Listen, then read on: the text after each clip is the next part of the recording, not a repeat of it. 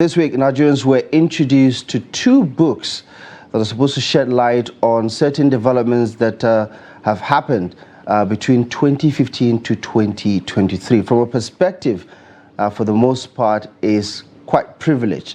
And of course, these two books were launched just a couple of days ago. It had all the highest level of dignitaries in the country. And it's, of course, giving Nigerians a fresh insight into something that otherwise they would not necessarily know. And it has to do with the immediate past president of the Federal Republic of Nigeria, President Muhammad Buhari. And who best to tell us about the president than someone who spoke on behalf of the president for the past 8 years. He's his special advisor on media and publicity, Mr. Femi Adesina. But just before we start to get his take on the book and what Nigerians can expect from it, let's give you just a snippet of that launch in case you missed it. And let's hear from someone who worked closely with the president with a personal reflection on his experience with President Muhammad Buhari. Working with Buhari, reflections of a special advisor, media and publicity. There have been quite a few books already written about President Buhari, and they cover a lot of detail, a lot of it historical, and of course several about his numerous achievements since he first came into office in 1983. But the reason why this personal account will be interesting for those who read it, and I have had the particular good fortune of having read it before today. The reason why this is particularly interesting is because even after 8 years of being president, President Buhari and so many books written, President Buhari still remains an enigma to many Nigerians who want to understand who really is President Buhari. Not the public persona, but who is he as a person. And I think Femi Adesina has done a great job, especially in covering an aspect of the former president that is not well known, which is his sense of humor, his ability to tell a good joke and to take a good joke, his ability to laugh at himself. I have a long repertoire of Buhari jokes, and Femi has helped me to add a few more, and one day soon we will launch a book, this time not working with Buhari but laughing with Buhari. Femi Adesina writes that on the day that the then president, President Buhari, this was his first day in office at the villa, he requested him to meet with journalists accredited to the villa in the State House Press Gallery. And the president came in, he shook hands with them, with all the journalists, and as they introduced themselves, he had something to say to each of them. Then when Juliana Taiwo Obalunye introduced herself as representing the Sun newspapers, the president said, "Warn your cartoonist, warn your cartoonist. My chin is not as long as he usually makes it." Sometime in 2019, I complained to him very bitterly about a libelous comment that was made against me, and that I wanted to give him notice that I would be suing those who had libeled me. And he said to me in his usual style, Professor, don't let these people bother you. Do you know what they did to me recently? They actually printed an invitation card that I was going to get married on a Friday at the National Mosque. He said, and you won't believe Nigerians, there were thousands of them waiting for me at the National waiting for me to come and get married. and to tell you that President Buhari was always ready to laugh at himself. Of course, we've heard already from General IBM Haruna, retired, of how, when he was being criticized about his journeys and all that. But the second part of that story is that Femi also additionally tells a story of how, following his overseas trips, which were criticized, by the press, in an opinion piece in the newspaper criticizing his travels abroad, The headline was, "When will President Buhari visit Nigeria?" End of quote. And the president laughed and laughed. I remember sometime in 2016, just before he went on his medical vacation, I told him I wanted to visit the oil-producing communities in the Delta, and that I thought dialogue with the militants in the wake of the destruction of pipelines and other assets was a good idea. And he told me the experiences of the then Minister of Youth and Sports, Dalong, who had visited the Delta some time back. But while agreeing with me that it was a good idea, and just as I was getting up to leave, he said with that mischievous glint in his eye, "Professor, don't be the first vice president to be kidnapped." There's a story that the president likes to tell, and it is about the German sentry. And Femi Adesina recounts that story in the book. President Buhari told that story again when the Peace Committee headed by... Well, if that doesn't whet your appetite for what's to come, I don't know what will. We're happy to have join us on Daybreak this morning by the Special Advisor, Media and Publicity to former President Muhammad Buhari, Mr. Femi Adesina, an author, veteran journalist and winner of Editor of the Year for 2007 by the Nigerian Media Merit Award. He started his career, of course, in journalism as a writer for radio in Lagos. He also then later joined Vanguard newspapers. Adesina wrote for Vanguard newspapers and National Concord newspapers before joining the Sun newspaper, where he later rose to the role of editor-in-chief. Mr. Adesina, good morning, and it's a pleasure to have you join us on the program. Thank you. Good to see you. Before we move deeply, your predecessor said his phone stopped ringing at some point, and I was wondering what has happened to your phone. Have they stopped ringing? In fact, my wife complains that, don't they know that you are out of government? Why are they still calling you? So the reverse is the case in your own. Right, exactly. Good to see you. First of all, let's talk about this book and your motivations for writing it. For most Nigerians, President Muhammad Buhari's time in office is still fresh in their minds. It's barely 8 months, I think, give or take, since he left office. What is the motivation for writing these two books? Well, the motivation is that I worked with a man that I think a lot of Nigerians don't know. And it would be remiss of me if I worked with him so closely and I've known these diverse personalities, and I then don't write to educate those who have imbibed wrong narratives about him. Because President Buhari is somebody that a lot of Nigerians have imbibed narratives that are completely false. So my intention was to portray him as flesh and blood, and so that they can get to understand the man who led them for so long, 20 months as military leader and 8 years as a Democrat. And based on what you know about the man, all right, and some of the narratives that have been, curated about him over the past 8 years and counting, how far off are Nigerians with regards to the reality of the situation? Very far, very far. There are people who know him and who know him well, but there are people who don't know him at all, and there are many. So the intention is for those who know him to read the book and say, yes, this is the man we know, we always said this. And for those who don't know him at all to read and say, hey, was he actually like this? That's the intention.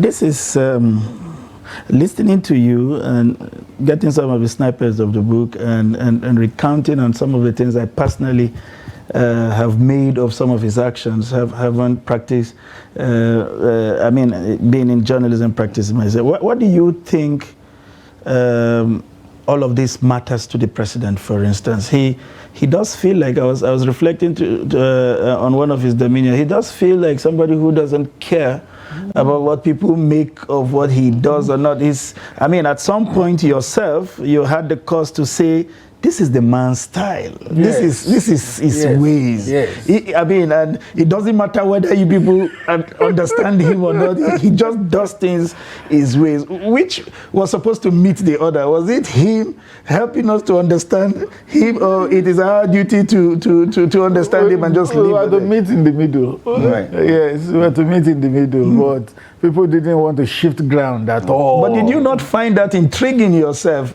Having written several critical articles about how presidents should behave or what is expected, and then coming close and finding, maybe beyond some of the things you have written, finding the man strangely different from what you had expected? No, that will not be my portrait of President Buhari, because I had admired him from when he was military leader in 83 to 85 August. And then when he began to run in 2003, 2007, 2011, and before he won in 2015, we had started talking from about 2000, before the 2007 elections. So I guess that I had known him beyond what the ordinary Nigerians knew, because whenever I wrote about him in my column in The Sun, he would pick his phone and call me, and we would discuss that article. So I got to understand who the man was and what are the things that actuated him to do most of the things he did. And he became president in 2015, but by 2013, when I lost my mom and we were burying her, I just sent a card casually to his house in Kaduna. Ismail Omikwina was our bureau chief in Kaduna. I sent the card and said, drop this in General Buhari's house for me. Lo and behold, he showed up. He showed up. Many people do not know that part of him. Do not know that part of him. He just showed up. When I saw him, I was shocked. I screamed, General, you came. He laughed. He said, why shouldn't I come? And being a Christian program, he stayed throughout. This was a man they called bigot. A bigot would never step into any place that is not of his own religion. He came, he sat throughout, and he left. So I got to know him even before I began to walk with him. So those things were not strange to me. For most people, right? And I know there is perhaps a pun in there, and that's why the title went working with Buhari, because most of his former, people who work and serve at the pleasure of the president say we worked for Buhari. So, do you care to explain why you said working with him instead of for him? Yes, because, like I said at the launch of that book on Tuesday, for me, Buhari is a conviction. If I didn't believe in him, I wouldn't come to work for him in the first place. Look at where I was when I was invited into that government. I was editor-in-chief, MD of The Sun. I was president of Nigerian Guild of Editors. I was not looking for a job. In fact, when I got invited, it took me time to accept it. One of the things that made me accept was I had been selling this man to Nigerians since 2003. Now the opportunity comes to work with him. And he says, come. And I said, no, I'm not coming. So that's why I agreed to come. So for me, it was working with Buhari, because for me, Buhari is a conviction. I had believed in him. I had pointed him to Nigerians for many years. So when I then came to serve in that government, I saw myself working with him. So definitely, the proof is in eating the pudding. So you interacted with, you came from a community that was always beaming satellite on your principal, even though it was your constituency. How difficult was it, trying to explain to your own constituency that the prism from which they were looking at the president was different from the one you saw? And do you think they erred, concluding on some of the things they did from the standpoint of where they were as different from yours? Because I know you wrote a number of articles countering positions that were taken by your own constituency. And we felt like we have lost this man completely to the villain. No, on the contrary, when you eventually get to read that book chapter by chapter, there is a chapter that is titled Buhari and the Media. He told me one day, he said, I have parted ways with the media long ago. That's a man for you, doesn't pretend. He said, I parted ways with them long ago.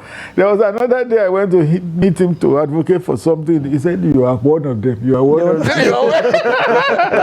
You are always supporting them. The former president always felt like the media was after him in a way. No, I think it was just that he felt that he didn't get enough understanding from the media. You know the issue of the 2.8 billion thing in the NMPC when he was minister and all that. He felt he didn't have a fair hearing, he didn't have a fair deal. And that may have accounted for Decree 4 when he was military head of state. But by the time he became an elected leader, he had become a Democrat, but he still was guarded when it comes to media issues. Is it a fact, Mr. Adesina, or fiction, when Nigerians, felt that the president was not, really in tune with what's actually happening in the country? It's at some point on social media, people are saying he's even given a different newspaper to read and not what is actually happening. That's why perhaps it's part of the ignorance. They don't know this president. They don't know his sharpness. They don't know his presence of mind. That's one of the reasons why I wrote that book. They didn't know the president at all. The president that would tell me 10 a.m. every day, he wanted to see media summaries. Many times I got to his office, he was reading that media summary. So one day he told me, he said, at times the summaries are so comprehensive that until I have the time, I don't read the actual paper. Or when I read the summary and it refers to the newspaper, I go to look for the paper and then read the story in full. That was a man that was on top of daily events. I've been to Dara a couple of times since he left. In his living room, his television was either tuned to Al Jazeera or CNN. He was on top of developments. I'm sure you gave him the book to read before he showed up. Oh, in fact, twice I went. When I finished the manuscript, I went, saw him, I showed him. He went through the content page. He said, ha, Nigerians would like to read this book. But was he shocked with some of the revelations himself? I even asked him about some of the revelations in the book. I said, do you want me to take something out? Do you want me to take? He said, leave it. He said, leave it. Let them know that it happened. Okay. Now you did talk about your motivations, which is to set the record straight. Yes. Clear the air on some of these things. Is it also part of your motivation to change the perspectives that Nigerians have held over the years about him? And is there also an attempt to, rebuild his image, so to say? No. In terms of changing perspectives, I would not use the word change. I would rather use the word inform. Inform their perspectives, because the perspectives they hold are largely informed. So to inform their perspectives, peradventure, they will then see the man in a new light. The other part of your question was whether to burnish his image. No, I don't think the image needed to be burnished that much, because President Buhari has been in public life for over 40 years. For over 40 years. Some of his detractors have said that, his popularity has dipped significantly because of the state of the economy, the state of the nation, the security, the some of the things that has happened under his watch and things like that. Some of his former aides, not aides per se, one of his ministers said, something about him recently about, not bothering where the ministers are and things like that. Which was twisted. Right. I watched that interview, Minister Shitu. He was saying that the president, when he gives you an assignment, he leaves you to do it. Which is positive, but Nigerians have turned it to negative. So Minister Shitu himself must have been appalled by the interpretation they gave that interview. It was not negative. Did you also feel that your constituency was not fair to you most of the times in the way the actions of the president were portrayed? Because we were always getting this comment about twisting the comments that were made from the president every time, and it felt like it wasn't the same English language that there was a lot of twisting. Even me, things I said. There was a day I granted an interview to a TV station. My immediate elder brother, a professor at UI, was in Kaduna. He went for a program. He watched that interview. The next day, when he saw the reportage of that interview, he called me and said, was it not the interview yesterday? Right. See how they have twisted it.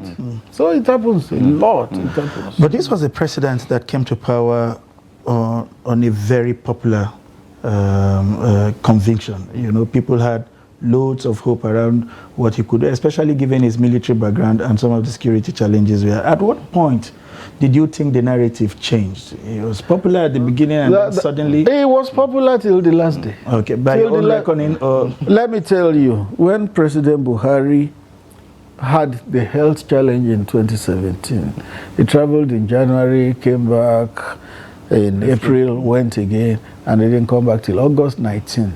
I tell you, that day, for us to move from the airport to the villa, took us almost 3 hours. I had never seen that kind of population. I never knew Abuja was that populated. It got to a point along the express, along, what do they call this community along the express? Lugbe.